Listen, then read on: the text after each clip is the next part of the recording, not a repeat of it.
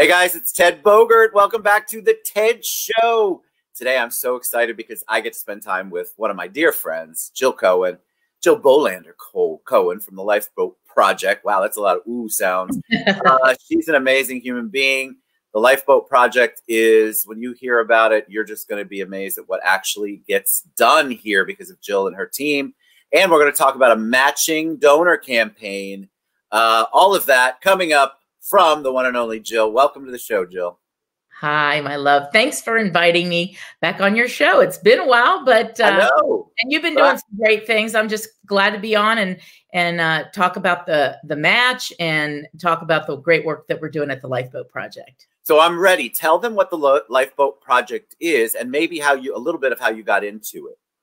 So the Lifeboat Project is a service provider for victims of human trafficking. We help with education, with wraparound services, education, housing, medical, dental, just kind of all the things that they need. We take a very victim-centered, trauma-based approach, which means the survivor drives their destiny, and we just walk alongside of them. We don't have a cookie cutter program. It is very, very individualized because we have some people that do not have their GED up to some of them have their master's degree that have unfortunately been trafficked. So, we, they're all coming from all different walks of life. We have, I'd almost say 50-50 of sex trafficking survivors and labor trafficking survivors. Wow. Within this last 30 days, we just received in our first male survivor. And I have to tell you, I really tried to empower the survivors to come on and work with us and do some internship with us. I want it to be more of a family than a program. I just want to do life with them. Some people may think, okay, Jill, this is pretty unconventional, but hey, that's how I roll. So, and they're why we love you. Well, but they're happy, and that's kind of what you do. It's like you build a safety net underneath them, just like you would your kids, and make sure that they're safe. And so that's what we do. We just kind of do life together.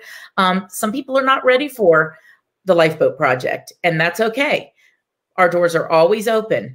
And no one is ever kicked out of Lifeboat. You may lose the right if you do something shady to live in our properties, but you're not kicked out of the Lifeboat. We have many community clients that we work with too that are just living their life and call us when they need something. So tell me, I think people hear about it, right? But we get desensitized by the news, and there's so many other crazy distractions in the world.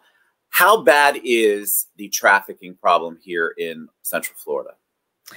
Well, funny you should say that because I just heard a new perspective on it. I was on a call with one of the heads of the MBI, our Metropolitan Bureau of Investigations. And while Florida is ranked 3rd in calls to the National Human Trafficking Hotline, that's kind of basically how they rate it. He put a spin on it and he said, I looked at in a positive way because there's more awareness now. People are calling in, they're reporting more.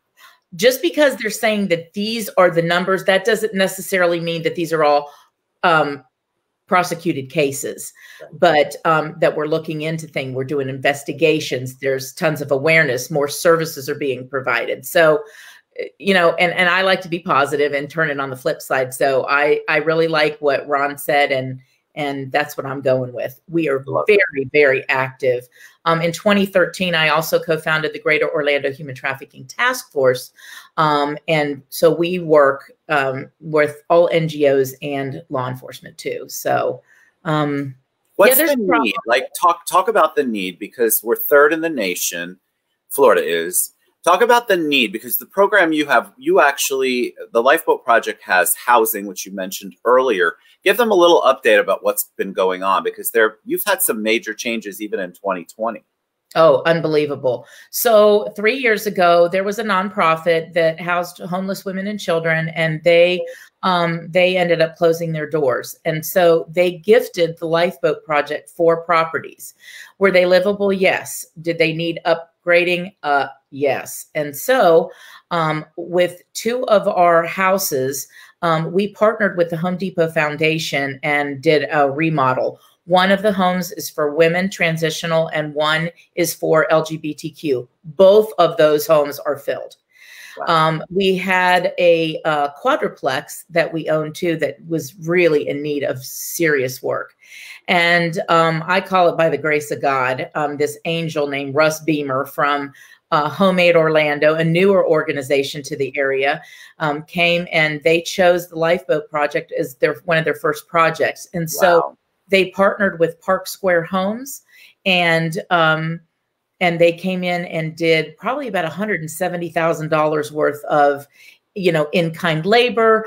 But like Samsung donated, they furnished all of the apartments with, all the appliances, refrigerators, nice high-end stuff, not their lower end.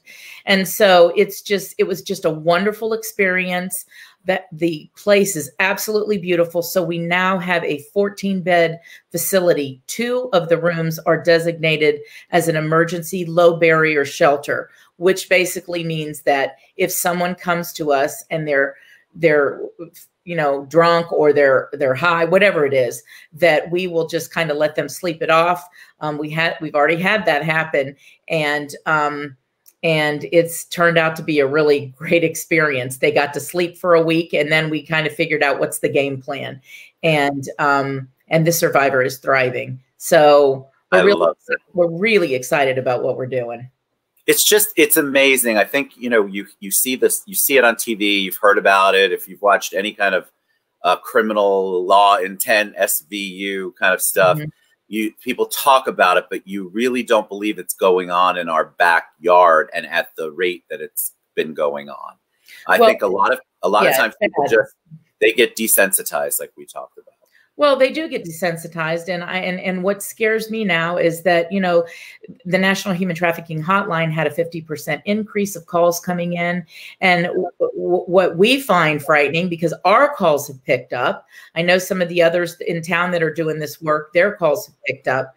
Where children are now really hidden. They're not going to school where a bus driver or school teacher sees them. They're working on the computers. And as of late, from one of our survivors, I just heard some horrific stuff that's going on the internet, where they're violating and they're video outing on the dark web, and it is just and again, that's hard to track. So this stuff is happening. I think the more awareness that we can bring is wonderful, but the services is the most important thing, because if we don't provide services to the victims, it's just, and go after the traffickers, it's just that hamster wheel that keeps on going, and it can wreak havoc in a community. But I will say Central Florida has really got it going on being on top of the game across the nation. And Lifeboat is a part of an organization called the Freedom Network USA, which is a group of service providers that was brought years ago together by the Department of Justice, and they formed this powerhouse coalition. And so when I listen on some of the calls of what's happening around the nation, I'm thinking, we got it going on here. Yeah. Well, you really have begun to hit it at the level that's not, we've talked about this before, where a lot of times the victim would be put into the system, and then it's almost like they're back in a locked up situation. They have PTSD from what they've already been through, and now you're locking them up again. There wasn't really anything to address the true needs of what the trafficking victims had to have in order to make a positive move forward. Well, and I think too, sometimes, Ted, that, a lot of the victims have had trauma in their childhood, in their youth. And so if things are not addressed, the vulnerability is there for the survivors or for the victims, or the traffickers to come after the victims. And, but a lot of these people have burnt bridges, and so they get labeled. And we don't label them here. We understand what the trauma is, and we approach it from that point. For instance, one of the survivors came in, the traffickers had shot them full of every kind of drug and brought them in. And so they stayed and just slept it off. Well, I sat down and said, listen, here's the bottom line. We are not equipped. We are not a drug and alcohol rehabilitation center. That's not what we do. If you feel that you have an issue, then we need to get you that help. But it turns out that this was just something that it was an occurrence that would happen for them to perform sex acts. But it was not that the trafficker had them do, but it was not necessarily they're an addict. Right. So, you know, we learn every day some new things, and then dealing with having the survivor deal with their trauma and seeing that it wasn't their fault, and having people that understand what they're going through. It's exciting. I love coming to work. Of course you do, because you're changing lives, Jill. I mean, you're really making an impact. And for some of these, well, I would say the majority of these people, the last time that they even could think the word safe is probably a vague, distant memory. And so the Lifeboat Project really brings them in and gets to the nitty-gritty of what maybe because like you said, everybody's needs different, everybody's place is different, and every experience is different. And so you all really put your heart into it, which is why this matching campaign is so important. So let's talk about that. Yes. Give us the 411. Well, do you want to lead off with some of that, or?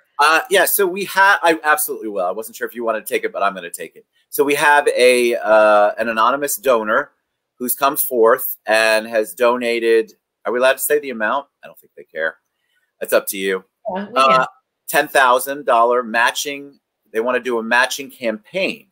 And what that does is that $10,000 goes so much further, because there are other people out in the community that begin to build around this campaign. They begin to get more money. They see if somebody else has donated, well, they want to come in and they want to donate too. And so talk a little more detailed from the nonprofit side, what that actually looks like. Well, this is just such a blessing, Ted, because as all nonprofits know right now, everything because of COVID has pretty much been on hold. A lot of things are, you know, we're doing fundraising and things online, which is more difficult because, you know, you and I both, we love that personal interaction, but got to do what you got to do. So this is truly a blessing to have this $10,000 and to match it to make it $20,000. I just casually, my husband and I were at his company Christmas party and casually spoke to somebody, and they said, okay, count us in for 1,000. He goes, I'll see if I can do more. So that's exciting. And I just like to, you know, put it out there. Understand that the survivors watch what's going on. They really watch who invests in getting them the healing help that they need. And so when the community steps up, this place is like a madhouse. I mean, we have so many wonderful donations coming in, people bringing Christmas trees and turkeys, and it's just amazing. And so the survivors see what's happening. And so when the community can step up and help to match this just means more therapy, help with their books for school. We have 8 survivors starting college or going back to college next month. That's amazing. That's amazing. It gives me chills every time you talk about it, because you talk about it so passionately and you know every nook and cranny of what you're doing, which is so powerful because you can recognize the need. You bring in the people, but you're actually addressing it, trying to address it as close to the core as possible. And I think everything the Lifeboat Project does is absolutely amazing. It is. It's mind-blowing. Yeah, well, we're grateful to have this outlet. I was telling one of our new people here, and I was saying that, you know, when I started doing this 10 years ago and found out that this was happening, I was like, this is not happening in my backyard. I'm born and raised here, and this is not happening in my backyard. And I needed to do something. I didn't know what I was going to do, but, you know, hey, so we've come along. It's your life's work. It's your life's work. It is. And it was hard to raise money on a topic that people don't think is happening. So, but we all are in the know now. And so now we're in the know. Yeah. All right. Tell them how they can donate, how they can get involved in the matching donor campaign, the best way to reach out to you all and give back. You can go to the Lifeboat Project, and you want to put the lifeboatproject.org, or you can reach out to us if you want to call or you want to send a check. You can reach out to us at 407-310-8905. Again, 407-310-8905. Fantastic. And we are here to talk to you and see ways that you can volunteer. We have volunteer get-togethers all the time. So there's, time, treasure, or talents. But right now, we need the funding to match this great campaign, and we're very excited and very grateful. I'm excited. All right, the website is scrolling across the bottom, the lifeboatproject.org. Jill, you're amazing. I love you to pieces, and I'm so blessed and humbled by all the amazing work that you do in our community. Thank you, my friend. All right, peace out. The Life